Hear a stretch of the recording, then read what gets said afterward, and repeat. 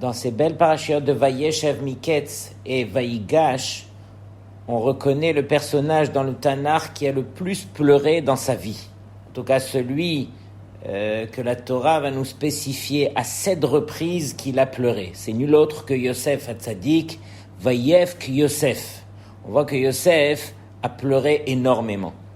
Mais la question se pose, comment se fait-il que Yosef ait pleuré uniquement lorsqu'il est rendu vice-roi d'Égypte et lorsque les choses vont s'arranger avec ses frères, c'est-à-dire lorsqu'il va rencontrer ses frères à la fin de 22 ans de séparation, c'est là qu'il va commencer à pleurer. Pourquoi ainsi? Arrête depuis le départ, à l'âge de 17 ans, lorsqu'il a été jeté dans le premier trou, ensuite vendu, ensuite jeté dans le deuxième trou, et ainsi de suite. Toute l'histoire de Yosef, à peine on la lit, déjà on se met à pleurer.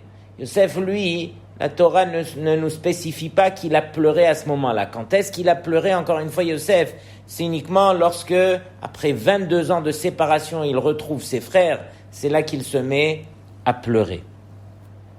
On va prendre la première fois que la Torah nous spécifie que Yosef a pleuré, c'est vers la fin de Miketz, lorsque Shimon a été mis en prison et que finalement Yosef demande qu'on ramène Binyamin, c'est là que les frères commencent à trembler et réalisent un petit peu leur tort.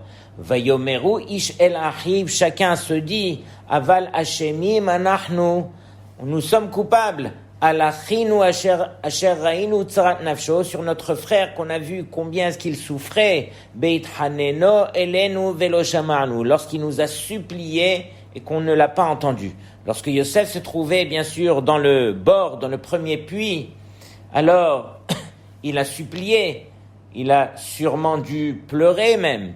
Et le Ramban, il pose une grande question, il dit comment se fait-il donc au début de la paracha, donc au départ, dans Vayeshev, lorsqu'ils l'ont jeté dans le puits, on aurait dû spécifier que Yosef a pleuré.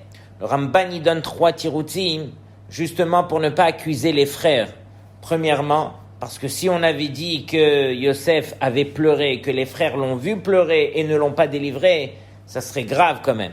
Ça serait une accusation. Autre chose, c'est tout à fait normal et logique de comprendre que Yosef aurait pleuré dans un puits pareil, Nehashim Vakravim. Et donc c'est sûr que Yosef a pleuré. Donc ce sont des choses que la Torah, elle, nous fait découvrir, qu'on peut découvrir de nous-mêmes, pas besoin de le spécifier. Et ainsi de suite, tout ça pour dire que Yosef, à la fin de cet épisode, il est marqué « Vaïsov me'alehem ». Il s'est tourné de devant eux, « Vayefk ». Et donc là, il a pleuré. C'est la première fois qu'on dit qu'il a pleuré. Vayashov alehem, vaydaber alehem. Donc, il a pleuré, mais c'est pas des pleurs qui l'ont vraiment emporté. Il a eu la boule à la gorge.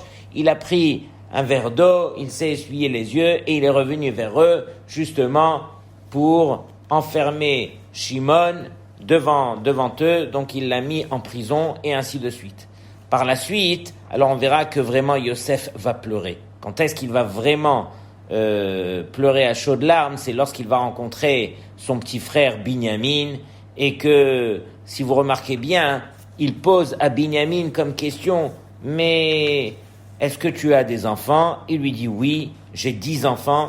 Et il lui dit, dis-moi le nom de tes enfants. Et c'est là que Binyamin va lui sortir chacun des noms, et des noms qui rappellent justement la peine qu'il a eue d'avoir perdu son grand frère. Donc, il lui dit, Amarlo, yesh lecha banim. Il lui dit, yesh li asara, j'en ai 10. Amarlo uma shemam. Quels sont les noms? Amarlo, Bela, Vavecher, et ainsi de suite. Amarlo, mais c'est quoi ces noms-là? On connaît pas ces noms, c'est des noms bizarres. Il lui dit, Amarlo kulam al shem achi.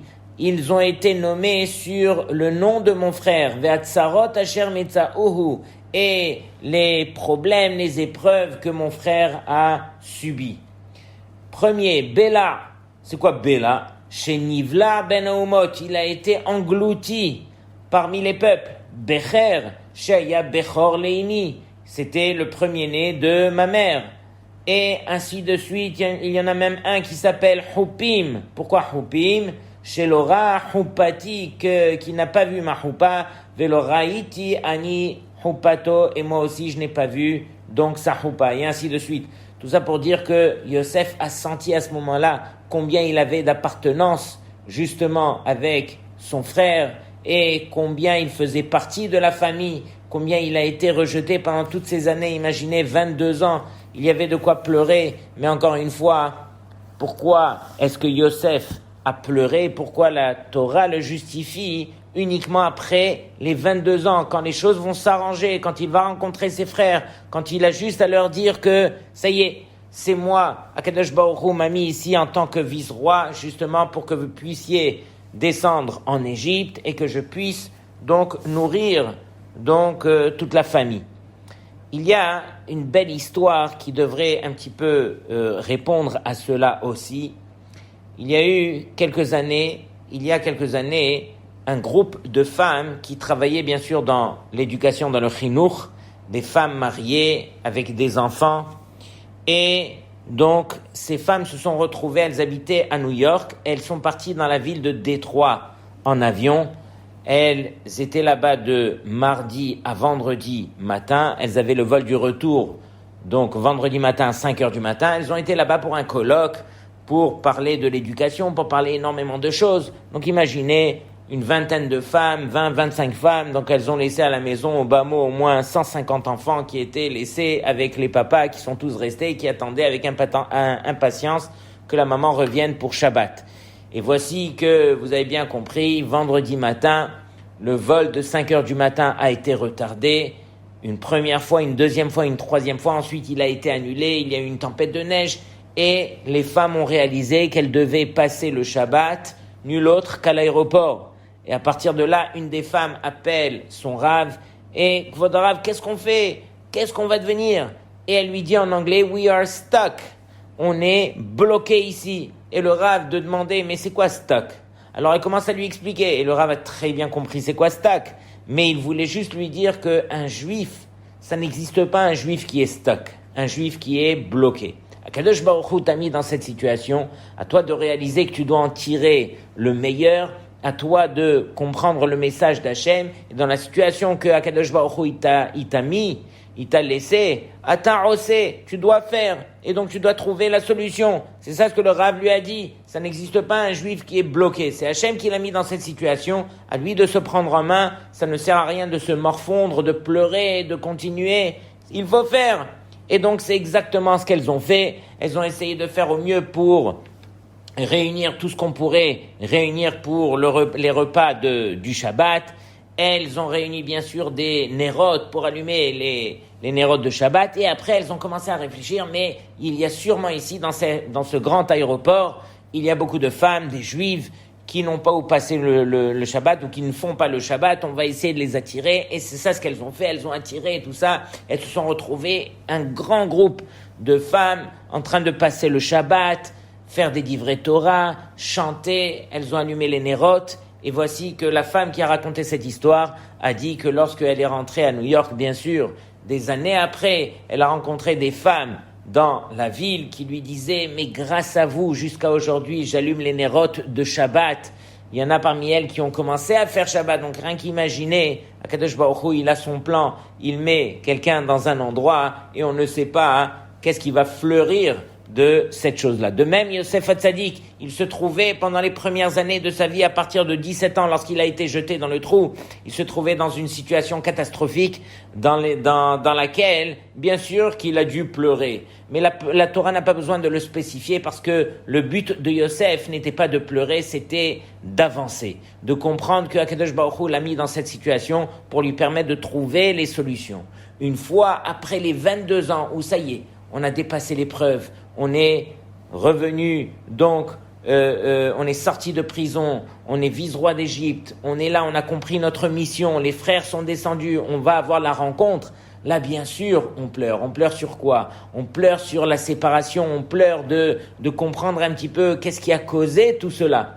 Donc, vadaï qu'à ce moment-là, bien sûr, Yosef réalise tellement de choses qui lui ont permis, bien sûr, de pleurer, comme la rencontre qu'il a eue après avec son petit frère, où chacun a pleuré sur le Beth Amikdash de l'autre, justement parce qu'ils ont réalisé à ce moment-là que cette séparation est venue à cause de Sinatrinam, Vaikan Ubo Echav, les frères l'ont jalousé, du fait qu'ils l'ont jalousé, alors quelque part, voilà, c'était cette haine gratuite qui était autour d'eux, qui a fait en sorte que ils l'ont jeté, ils l'ont vendu, et ainsi de suite, toute la suite de l'histoire. Et donc, Yosef et Binyamin se rencontrent, chacun pleure sur le Beth Amikdash de l'autre, justement sur la même base qui est Sinatrinam, la haine gratuite. Et donc, Bezrat Hashem, demain, nous avons l'occasion de réparer cela. C'est le premier jeûne qui est Asara B'Tevet, qui nous conduit jusqu'à, justement, Tisha B'Av. C'est le début de la brèche. C'est un jeûne qui est tellement important dans le ciel. C'est celui qui a déclenché dans le ciel que finalement il y aurait la destruction du Beth Amikdash.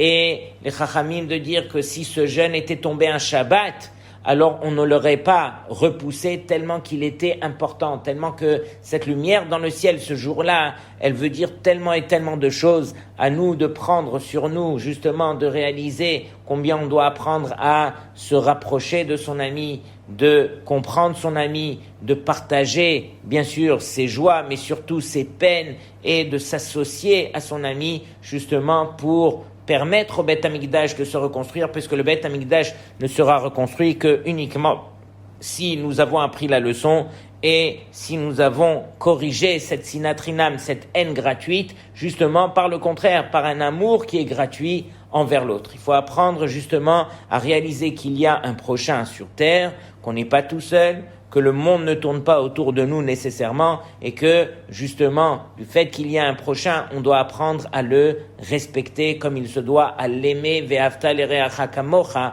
Alors voici une belle leçon qui nous permettra justement de voir la reconstruction du troisième Beth Amikdash, bimera bi'amenu, amen, Kenny Ratzon.